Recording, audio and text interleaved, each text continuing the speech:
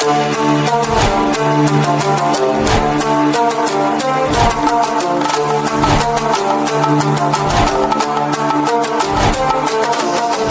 বন্ধুসকল, কেনে আছে? আশা কৰোঁ সকলোৱে যেন ভালে আছে। আকৌ এবাৰ স্বাগতম জনাইছোঁ আমাৰ বিপুল ভাই চেনেললৈ। বন্ধুসকল, আজি আমি যিখন দেশৰ বিষয়ে এনে কিছুমান ৰহস্যময় তথ্য দিবলৈ গৈ আছোঁ। দেশখন হৈছে বিশ্বৰ সকলোতকৈ শক্তিশালী দেশ, কিন্তু মন কৰিব এইখন দেশৰ ৰাষ্ট্ৰপতিৰ ডিজাইন কৰা হৈছে এজন সৰু ল'ৰা ধৰা। বন্ধুসকল, আজি আপুনি যিখন দেশৰ বিষয়ে জ্ঞান অৰ্জন কৰিম বুলি ভাবিছে, এইখন দেশ সকলো দেশৰে লিডাৰ। কিন্তু বন্ধুসকল, এইখন দেশত কোনো চৰকাৰী ভাষা নাই। বন্ধুসকল, যদি আপোনালোকে ঘৰতে বহি বহি যিবোৰ কাম কৰিব পাৰিছে, তাতো এইখন দেশৰে ডাঙৰ অৱদান আছে। দেশখনক টেকন'লজিৰ দেশ বুলি ক'লেও চাগে ভুল নহ'ব। সেইবাবেতো এই শক্তিশালী দেশখনক হাউচ অফ ইণ্টাৰনেট বুলি কোৱা হয়। হয় বন্ধুসকল, আজি আমি আলোচনা কৰিব বিচাৰিছোঁ বিশ্বৰ সকলোতকৈ শক্তিশালী আৰু অল লিডাৰ আমেৰিকা দেশৰ বিষয়ে। কিন্তু ভিডিঅ'টো আৰম্ভ কৰাৰ আগত যদি আপুনি আমাৰ চেনেলটো ছাবস্ক্ৰাইব কৰা, তেনেহ'লে চেনেলটো ছাবস্ক্ৰাইব কৰি লওক আৰু কাষত থকা বেল আইকনটো ক্লিক কৰি লওক এনেকুৱা ইণ্টাৰেষ্টিং ভিডিঅ' সৰ্বপ্ৰথমে পাবৰ বাবে। তেনেহ'লে বন্ধুসকল, বেছি পলম নকৰি ভিডিঅ'টো আৰম্ভ কৰোৱা হওক। বন্ধুসকল, আমেৰিকাৰ অফিচিয়েল নাম হৈছে ইউনাইটেড ষ্টেট অফ আমেৰিকা। আমেৰিকাৰ দেশখন 13,595 কিলোমিটাৰ দূৰ আমেৰিকান কণ্টিনেণ্টত অৱস্থিত। আমেৰিকা দেশখন 34,592 বৰ্গ কিলোমিটাৰত বিয়পি আছে। দেশখনৰ ৰাজধানী চহৰখন হৈছে ৱাশ্বিংটন ডিচি আৰু দেশখনৰ আটাইতকৈ ডাঙৰ চহৰখন হৈছে নিউয়ৰ্ক, যি নিজৰ গগনচুম্বী অট্টালিকাৰ বাবে জনা যায়। আমেৰিকাৰ মুঠ জনসংখ্যা হৈছে 33,19,00,000 আৰু জনসংখ্যাৰ ক্ষেত্ৰত দেশখন চীন আৰু ভাৰতবৰ্ষৰ পাছত 3 নম্বৰ স্থানত আছে। দেশখনত 70.6% খ্ৰীষ্টানধৰ্মী, 0.9% মুছলিম, 0.7% হিন্দু আৰু 1.7% অন্য ধৰ্মৰ লোক বাস কৰে। আৰু ইয়াত এনে বহুতো লোক আছে যি কোনো ধৰ্ম অনুসৰণ নকৰে। আমেৰিকা দেশখনত পিছে কোনো চৰকাৰী ভাষা নাই, কিন্তু দেশখনত সকলোতকৈ বেছি ইংৰাজী ভাষা কোৱা হয়। যদি কথা পাতোঁ দেশখনৰ মুদ্ৰা, তেনেহ'লে দেশখনৰ মুদ্ৰা হৈছে US ডলাৰ আৰু ই সমগ্ৰ বিশ্বৰ ভিতৰত আটাইতকৈ শক্তিশালী মুদ্ৰা, যি $1 হৈছে আমাৰ ভাৰতৰ বৰ্তমান 79 টকাৰ সমান। বন্ধুসকল, দ্য ষ্টেচু অফ লিবাৰ্টি নাম আপোনালোকে নিশ্চয় শুনিছে, যি সমগ্ৰ বিশ্বতে বিখ্যাত। কিন্তু বন্ধুসকল, দ্য ষ্টেচু অফ লিবাৰ্টি 1884 চনত ফ্ৰান্স দেশে আমেৰিকাক উপহাৰ হিচাপে দিছিল। বন্ধুসকল, আপোনালোকে এটা কথা জানি আচৰিত হ'ব, 1926 চনলৈকে আমেৰিকা দেশে কোনো ভাৰতীয় লোকক নাগৰিকত্ব সন্মান প্ৰদান কৰা নাছিল। আমেৰিকা নিজৰ টেকন'লজি আৰু কালচাৰৰ বাবে সমগ্ৰ বিশ্বতে জনপ্ৰিয়। সেইবাবে এই দেশখনক টেকন'লজি দেশ বুলি কোৱা হয়। আৰু আজিৰ দিনত বিশ্বৰ আটাইতকৈ ডাঙৰ ডাঙৰ কোম্পানী যেনে এপল, গুগল, মাইক্ৰ'ছফ্ট, ফেচবুক আদি আমেৰিকাৰে কোম্পানী।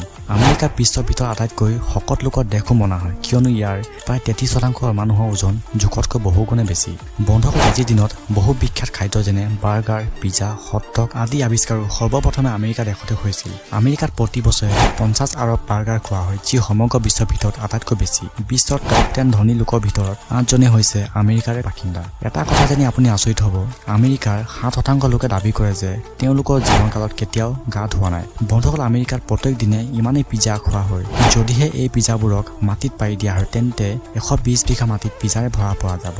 আমেৰিকাত প্ৰতি বছৰে 20% লোকৰ মৃত্যু কেৱল চিগাৰেট খোৱাৰ বাবেও হয়। কিন্তু ইয়াৰ উপৰিও আমেৰিকাৰ কিশোৰীক চিগাৰেট খোৱাত কোনো বাধা নাই। কিন্তু ইয়াত চৰ্ত মাত্ৰ এটাই যে তেওঁলোকে নিজেই গৈ চিগাৰেট ক্ৰয় কৰিব নোৱাৰিব, কাৰণ এনে কৰাটো ইয়াত আইন বিৰোধী মনা হয়। আমেৰিকাৰ টেকন'লজিৰ ক্ষেত্ৰত আটাইতকৈ ভাল আৰু আধুনিক মনা হয়। কিন্তু তাৰ উপৰিও বিশ্বৰ ভিতৰত প্ৰায় 50% ক্ৰেডিট কাৰ্ডৰ ভ্ৰষ্টাচাৰ কেৱল আমেৰিকা দেশতে হয়। বন্ধুসকল, আপুনি ভাবিছে চাগে আমেৰিকা এখন আটাইতকৈ ধনী দেশ, কিন্তু এই কথাটো সম্পূৰ্ণৰূপে সত্য নহয়। কাৰণ আমেৰিকা দেশৰ প্ৰায় 3 কোটিতকৈ অধিক লোক দৰিদ্ৰ সীমাৰেখাৰ তলত নিজৰ জীৱন ব্যতীত কৰি আছে। আমেৰিকাত নাগৰিকত্ব পাবলৈ আপুনি 5 বছৰ ইয়াত থাকিব লাগিব। কিন্তু যদিহে আপুনি কোনো আমেৰিকান ছোৱালী বিয়া কৰায়, তেন্তে 3 বছৰ পাছত নাগৰিকত্বৰ বাবে আবেদন কৰিব পাৰিব।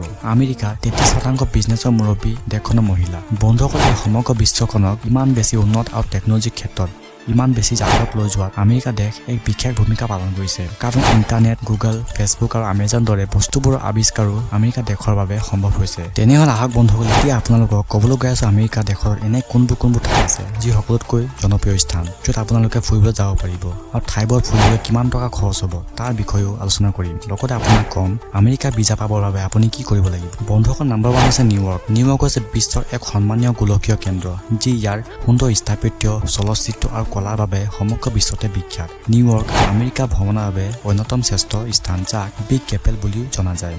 নিউয়ৰ্ক ইয়াৰ ডাঙৰ অট্টালিকা, বৰ্ডৱাই শ্ব' আৰু সুন্দৰ দৃশ্যৰ বাবে সমগ্ৰ বিশ্বতে জনাজাত। সেয়ে ই সমগ্ৰ বিশ্বৰ পৰ্যটকসকলৰ বাবে সৰ্বশ্ৰেষ্ঠ পৰ্যটন স্থল।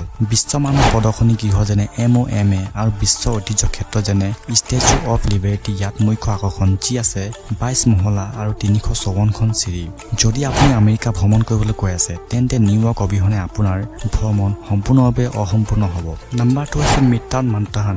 নিউয়ৰ্ক চহৰৰ মিডটাউন মানহাটন এলেকাত অৱস্থিত টাইম স্কোৱাৰ নামৰ ঠাইখন বিশ্বৰ বিশ্বৰ সকলোতকৈ জনপ্ৰিয় স্থানৰ ভিতৰত এখন স্থানখনৰ দৃশ্য সকলোতকৈ বেলেগ আৰু ধুনীয়া এই স্থানত 24 ঘণ্টা মানুহে ভৰি থাকে নম্বৰ 3 হৈছে লাছ ভেগাছ আমেৰিকাৰ এখন ঠাই যাৰ নাম ইয়াক পৰিচয় কৰা বুলি যথেষ্ট লাছ ভেগাছ হৈছে আমেৰিকাৰ অন্যতম বিশিষ্ট পৰ্যটন স্থল যাক বিশ্বৰ মনোৰঞ্জন ৰাজধানী বুলি কোৱা হয় আমেৰিকা ভ্ৰমণ কৰা প্ৰতিজন ভ্ৰমণকাৰীয়ে লাছ ভেগাছ ভ্ৰমণ কৰিব বিচাৰে কিয়নো চহৰখনৰ উজ্জ্বল স্কাইলাইন ছুপাৰ বিলাসী হোটেল ৰিজৰ্ট বিশ্ববিখ্যাত কেচিনো আৰু নাইট ক্লাবৰ সৌন্দৰ্যই পৰ্যটকসকলক যথেষ্ট আকৰ্ষিত কৰে নম্বৰ 4 হৈছে ফৰ্ট লডাৰডেল হৈছে আমেৰিকাৰ এনে এক পৰ্যটনস্থলী যি ইয়াৰ সমুদ্ৰ তীৰ ক্লাব বাৰ ৰেষ্টুৰেণ্ট আৰু সকলো ধৰণৰ মনোৰঞ্জনৰ সুবিধাৰে পৰিপূৰ্ণ ফৰ্ট লডাৰডেল ফ্লৰিডাৰ এখন দক্ষিণ পূব উপকূলীয় চহৰ যি ইয়ালৈ অহা সকলৰ বাবে সপোনৰ দৰে চহৰখন ইয়াৰ আকৰ্ষণীয় নিশা জীৱনৰ বাবে সমগ্ৰ বিশ্বতে জনাজাত ইয়াৰ উপৰিও চহৰখন জলপথ সংগ্ৰহালয় আৰু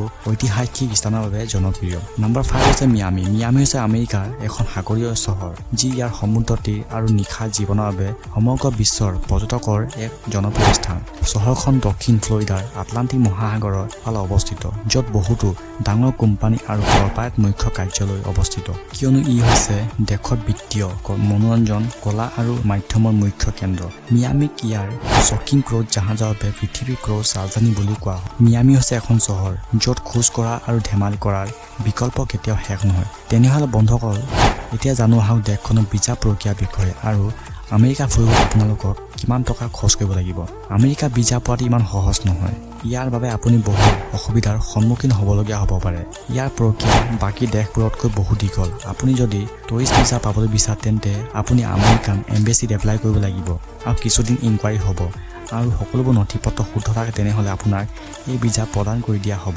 লগতে আপোনাক কওঁ যে আমেৰিকাত 5 পৰা 6 দিন ফুৰিবলৈ 2,50,000 টকাৰ পৰা 3,20,000 টকালৈ খৰচ হ'ব পাৰে সব বন্ধু দেয়া আছিল আমেৰিকা দেশৰ কিছুমান ৰহস্যময় তথ্য আৰু জনপ্ৰিয় কিছুমান ঠাই আৰু আপুনি কেতিয়াবা আমেৰিকালৈ গৈছে নেকি বা যাম বুলি ভাবিছে তেনেহ'লে কমেণ্ট ছেকশ্যনত কমেণ্ট কৰি জনাব সব বন্ধুসকল আজি ভিডিঅ'টো ইমানে সামৰণি মাৰিছোঁ আৰু আপুনি যদি আমাৰ চেনেলটোলৈ প্ৰথমবাৰ আহিছে তেনেহ'লে চেনেল ছাবস্ক্ৰাইব কৰিব ভাল লাগে লাইক কৰিব আৰু বন্ধুসকলৰ মাজত শ্বেয়াৰ কৰিব ধন্যবাদ